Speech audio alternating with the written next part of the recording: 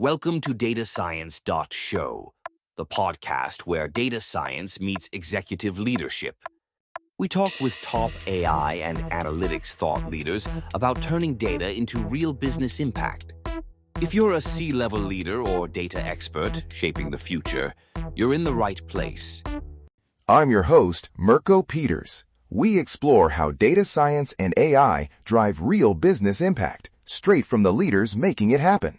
Welcome to datascience.show, where data science meets leadership.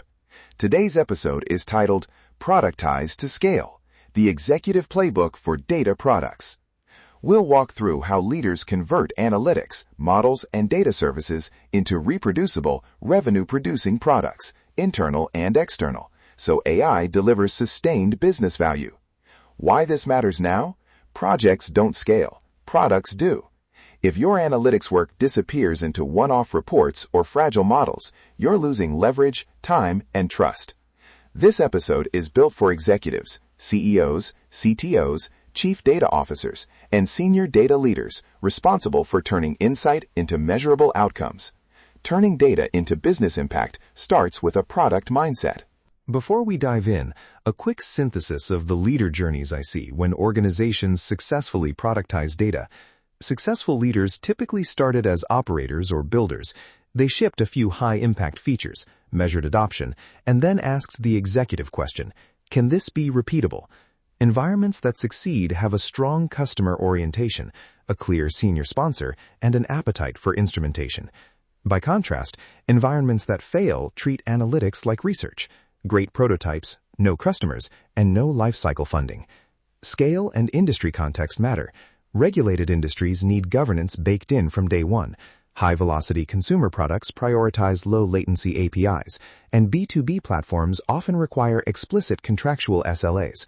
Understanding that context shapes the playbook you'll hear next. Let's start with a crisp definition. A data product is a repeatable capability that delivers measurable value to a defined set of customers, backed by SLAs, versioning, and clear ownership. It is not a dashboard, and it is not a one-off analysis. It's a service, often an API, sometimes a batch feed, occasionally a consumer-facing feature, with customers, metrics, and a product manager. The first executive decision, classify the product's customer. Is the primary customer internal, a sales team, an operations manager, or external, paying customers or partners? This classification determines monetization, compliance, and support models. Internal products need product-market fit just as much as external ones. Ask, does the consumer change behavior because of this output? High adoption with measurable behavior change is product-market fit for internal services. For external products, you add willingness to pay and contractual reliability. Early discovery should focus on a minimal viable experience for the intended consumer, not on perfect accuracy. Start with an outcome metric, revenue lift, cost saved, time to decision reduced. If you can tie the deliverable to a business outcome, you can build unit economics and justify investment. Prioritization is an executive task. I recommend a simple investment rubric: impact, probability of success, and operating cost. Impact is the measurable business value. Probability blends technical feasibility and adoption risk. Operating cost is the ongoing maintenance burden. Include data pipeline costs, model retraining, and SRE support. Use that rubric to fund a small number of strategic data products rather than dozens of unsupported pilots.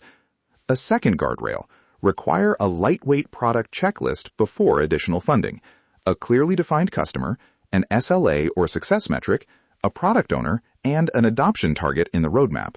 On engineering patterns, expose products as well-documented APIs or managed feeds with strong contracts.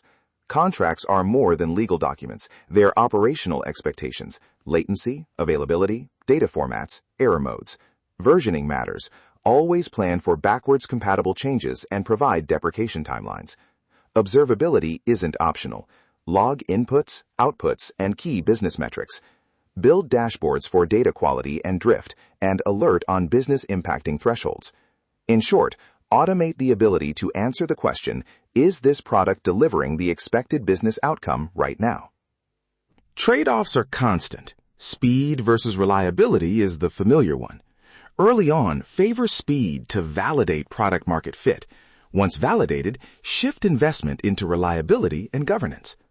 Another trade-off, standardize or differentiate. Standardized primitives, authentication, observability, deployment pipelines to gain scale. Differentiate on domain logic and UX where customers see value. This composable approach protects engineering efficiency while enabling differentiated experiences. At the organizational level, you'll choose between a centralized platform model and federated product teams. Centralized platforms accelerate reuse and reduce duplication. Federated teams can move faster and own domain-specific differentiation. My recommendation for most enterprises, a hybrid approach. Centralize infrastructure and platform services, security, data catalogs, feature stores, and empower product-aligned squads to own customer outcomes. Importantly, funding must be aligned. Product teams should have line-of-business sponsorship and clear KPIs, while platform costs can be shared and allocated transparently. Who owns what? Executives must own prioritization, funding guardrails, and customer-level KPIs. Product managers specific to data products are non-negotiable. They translate business outcomes into data requirements and manage adoption. Data engineers and ML engineers own operability. Legal and compliance must be integrated into launch criteria, not tacked on at the end. Governance responsibilities include data contracts, access controls, and externalization reviews. Remember the risk. Externalizing a poorly governed data product can create contractual and regulatory exposure. Build those controls into your launch checklist.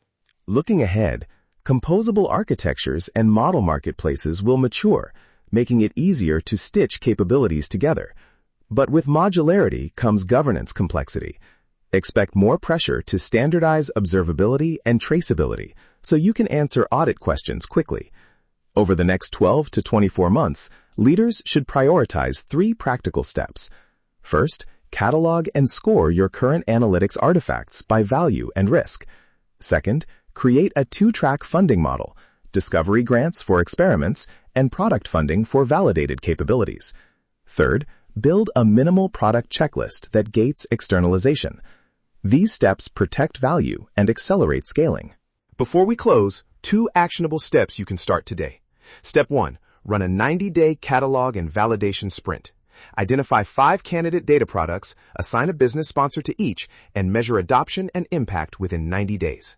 Step 2, implement a mandatory launch checklist for any product that will be used beyond a pilot. Include customer definition, SLA, product owner, observability plan, and compliance sign-off. These 2 moves force discipline without killing innovation. Final reflection. The difference between experiments and durable value is not clever models. It's repeatable, measurable delivery to real customers with accountability for outcomes. That's the difference between models and value. If you found this episode useful, subscribe and share it with your network. And let's connect on LinkedIn. I'm Mirko Peters. We'll be back with more conversations on how data science and AI create real business impact. Until next time. Thanks for listening to datascience.show. If you found value in this episode, subscribe, share it with your network, and join us next time as we explore how data science drives smarter decisions and better business outcomes.